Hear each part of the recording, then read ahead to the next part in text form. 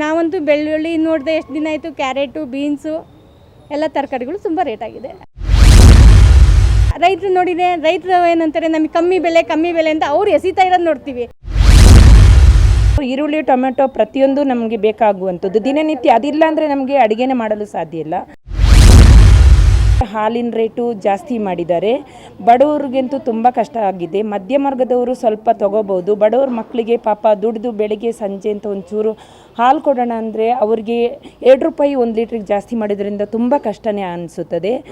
ತರಕಾರಿಗಳ ಬೆಲೆನೂ ಜಾಸ್ತಿ ಆಗಿದೆ. ಮಳೆ ಅದು ಇದು ಅಂತ ಹೇಳ್ತಾರೆ, ಬೆಳೆಯೋದು ಪ್ರಾಬ್ಲಮ್ ಅಂತ ಹೇಳ್ತಾ ಇದ್ದಾರೆ.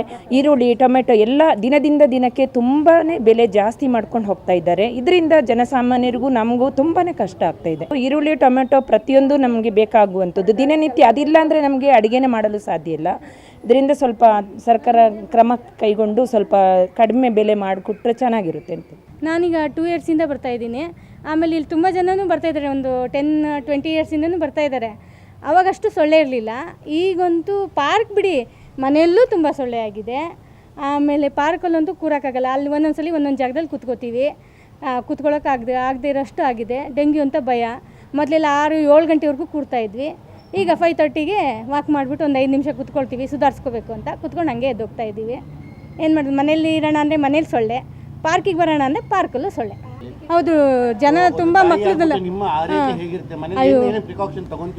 ನೋಡಿ, ಅದು ಒಳ್ಳೆ ಕ್ವಶನ್ ಆಯಿತು. ನನಗೆ ಡೈಲಿ ಪೇಪರ್ ಓದ್ತಾ ಇರ್ತೀನಿ. ಡೈಲಿನೂ ಮರಣ ಮೃದಂಗ ಮಕ್ಕಳದು ಅಂತ ಚಿಕ್ಕ ಮಕ್ಕಳದೇ ಅಂತ ಬರ್ತಾ ಇರುತ್ತೆ. ಕೇಳಿದ ತಕ್ಷಣ ಭಯ ಆಗುತ್ತೆ. ನಮಗೆ ಮಕ್ಳು ಇರ್ತಾರಲ್ವ, ನಾನಂತೂ ದಿನ ಬ್ಯಾಟ್ ಇಟ್ಕೊಂಡೇ ಓಡಾಡ್ತಾ ಇರ್ತೀನಿ. ಆಮೇಲೆ ಮಸ್ಕಿಟೋ ಕಾಯಿಲ್ ಎಲ್ಲ ಹಾಕಿರ್ತೀನಿ. ಆದ್ರೂ ಅದಕ್ಕೇನು ವರ್ಕ್ ಆಗೋದಿಲ್ಲ. ಆಮೇಲೆ ಹೇಳ್ತೀನಿ, ಅಯ್ಯೋ ಏನಿದು ಸೊಳ್ಳೆ ಅಂತ ಹಿಂಗೆ ಮಾತಾಡ್ಕೊಂಡು ಓಡಾಡ್ತಾ ಇರ್ತೀವಿ. ಎಫೆಕ್ಟೇ ಆಗ್ತಾ ಇಲ್ಲ. ಅದೇ ಬ್ಯಾಟ್ ಇಟ್ಕೊಂಡಿರೋದು. ನನ್ನ ಮಗಳು ಓದ್ತಾ ಇದ್ದಾಳೆ ಅಂದರೆ ನಾನು ಅವಳ ಪಕ್ಕ ಸುತ್ತಮುತ್ತ ತಿರುಗ್ತಾ ಇರ್ತೀನಿ, ಮಮ್ಮಿ ಸೊಳ್ಳೆ ಅಂತಾಳೆ ಅಂತ. ನೋಡಿ, ಈಗ ಈರುಳ್ಳಿ, ಟೊಮೆಟೊ ನಮಗೆ ಹಣ್ಣಿಂದು ಆದರೆ ನಾನು ತಲೆ ಕೆಡಿಸ್ಕೊಳ್ಳಲ್ಲ. ಮಿಡ್ಲ್ ಕ್ಲಾಸ್ ಆಗಿ ಆ್ಯಪಲ್ಲು, ಆರೆಂಜ್ ಏನೇ ಆಗಿರಲಿ ನಾನು ತಲೆ ಕೆಡಿಸ್ಕೊಳ್ಳಲ್ಲ. ಬೇಸಿಕ್ ನಮಗೆ ಹೆಣ್ಮಕ್ಳಿಗೆ ಬೇಕಾಗಿರೋದು ಈರುಳ್ಳಿ, ಟೊಮೆಟೊ, ಬೆಳ್ಳುಳ್ಳಿ, ಆಮೇಲೆ ತರಕಾರಿಗಳು. ಮಕ್ಕಳಿಗೆ ನಾವು ಅದನ್ನೇ ತಿನ್ನಿಸ್ಬೇಕು ಅಂತಿರ್ತೀವಿ. ಅದೇ ರೇಟ್ ಆಗಿಬಿಟ್ರೆ ನಾವೆಲ್ಲಿಗೆ ಹೋಗೋಣ? ಹಾಲು ಡೈಲಿ ಮಕ್ಳಿಗೆ ಹಾಲು ಕುಡಿಸ್ಲೇಬೇಕು, ಕಾಫಿ ಮಾಡಲೇಬೇಕು. ಅದನ್ನು ಬಿಟ್ಟುಬಿಟ್ರೆ ಹೆಂಗಿರೋಣ? ಗೌರ್ಮೆಂಟಿಗೆ ಏನು ಹೇಳೋಣ ನಾವು? ಇದಕ್ಕೆ ಯಾರೂ ಕಮ್ಮಿ ಮಾಡಲ್ಲ. ರೈತರು ನೋಡಿದೆ, ರೈತರು ಏನಂತಾರೆ ನಮಗೆ ಕಮ್ಮಿ ಬೆಲೆ ಅಂತ ಅವ್ರು ಎಸಿತಾ ಇರೋದು ನೋಡ್ತೀವಿ.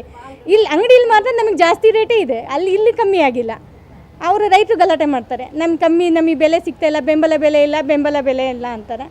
ತರಕಾರಿ ಅಂಗಡಿಗೆ ಹೋದರೆ ಮತ್ತು 80 ರೂಪಾಯಿ 90 ರೂಪಾಯಿ. ನಾವಂತೂ ಬೆಳ್ಳುಳ್ಳಿ ನೋಡಿದೆ ಎಷ್ಟು ದಿನ ಆಯಿತು, ಕ್ಯಾರೆಟು, ಬೀನ್ಸು ಎಲ್ಲ ತರಕಾರಿಗಳು ತುಂಬ ರೇಟ್ ಆಗಿದೆ.